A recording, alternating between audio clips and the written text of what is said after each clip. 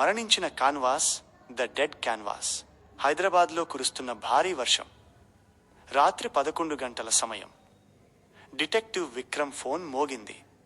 బంజారాహిల్స్లోని ఒక విలాసవంతమైన బంగ్లాలో ప్రసిద్ధ చిత్రకారుడు ఆనంద్ అనుమానాస్పద స్థితిలో మరణించాడు అన్నది ఆ ఫోన్ కాల్ సారాంశం. విక్రమ్ వెంటనే అక్కడికి చేరుకున్నాడు. ఆనంద్ స్టూడియో గది లోపల నుండి గడియ పెట్టి ఉంది. తలుపులు బద్దలు కొట్టి పోలీసులు లోపలికి వెళ్లారు. క్రైమ్ సీన్ పరిశీలన. నేలపై ఆనంద్ మృతదేహం పడి ఉంది. ఎదురుగా స్టాండ్ పై సగం పూర్తయిన ఒక అందమైన సముద్రపు పెయింటింగ్ ఉంది. కింద పగిలిపోయిన కాఫీ కప్పు, దాని పక్కనే ఒక పెయింటింగ్ బ్రష్ పడి ఉన్నాయి. ఇది ఆత్మహత్య సార్. గది లోపల నుండి లాక్ చేయబడింది. కాఫీలో విషం కలుపుకుని తాగాడు అన్నాడు అక్కడున్న ఇన్స్పెక్టర్. విక్రమ్ తన చేతికి గ్లౌజులు వేసుకుని మృతదేహాన్ని నిశితంగా పరిశీలించాడు. ఆనంద్ నోటి నుండి సైనైడ్కు ఉండే ప్రత్యేకమైన చేదుబాదం వాసన వస్తోంది. కానీ విక్రమ్ ఆ పగిలిన కాఫీ కప్పును వాసన చూసినప్పుడు అందులో ఆ వాసన లేదు. ఇది ఆత్మహత్య కాదు ఇన్స్పెక్టర్, చాలా తెలివిగా ప్లాన్ చేసిన హత్య అన్నాడు విక్రమ్. అక్కడున్న అనుమానితులను విక్రమ్ విచారించడం మొదలుపెట్టాడు. ఇంట్లో 2 వ్యక్తులు మాత్రమే ఉన్నారు. 1 కిరణ్, ఆనంద్ మేనల్లుడు. ఆనంద్ ఆస్తి కోసం ఎదురుచూస్తున్నాడు. 10 లక్షల అప్పుల్లో ఉన్నాడు. 2 శివ, ఆనంద్ అసిస్టెంట్. ఆనంద్ కోసం పెయింటింగ్ సామాగ్రిని, రంగులను సిద్ధం చేసేవాడు. కిరణ్ మాట్లాడుతూ, మావయ్యకు ఈ మధ్య మానసిక ఒత్తిడి ఎక్కువైంది సార్.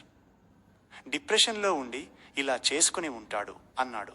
శివ వణుకుతూ, నేను రాత్రి 8 గంటలకు రంగులు కలిపి ఇచ్చి నా గదికి వెళ్ళిపోయాను సార్ అన్నాడు.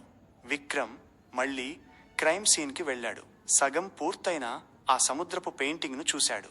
అందులో ఓషన్ బ్లూ రంగు, ఓషన్ బ్లూ ఎక్కువగా వాడబడింది.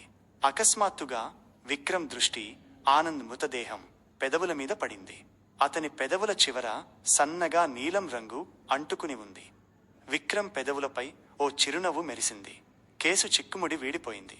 అందర్నీ హాల్లోకి పిలిచాడు విక్రమ్. ఆనంద్ గారిని చంపింది ఎవరో కాదు, అతని అసిస్టెంట్ శివ అని గట్టిగా చెప్పాడు. శివ ఉలిక్కిపడ్డాడు.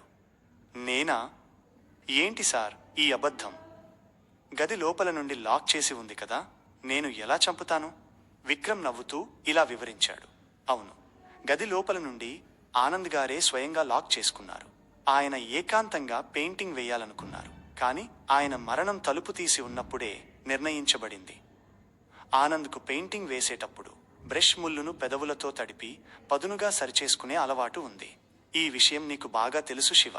అందుకే ఆయనకు ఇష్టమైన ఓషన్ బ్లూ రంగు డబ్బాలో సైనైడ్ కలిపావు. ఆ రంగును బ్రష్తో తీసుకుని పెదవులతో తడపగానే విషం శరీరంలోకి వెళ్ళి ఆయన ప్రాణాలు కోల్పోయాడు. పోలీసులు ఆ బ్లూ కలర్ డబ్బాను చెక్ చేయగా అందులో సైనైడ్ ఉన్నట్లు నిర్ధారణ అయింది. దొరికిపోయాను అని గ్రహించిన శివ తలదించుకున్నాడు. అవును, నేనే చంపాను. ఆయనకు పేరు తెచ్చిన ఎన్నో అద్భుతమైన చిత్రాలు నావి.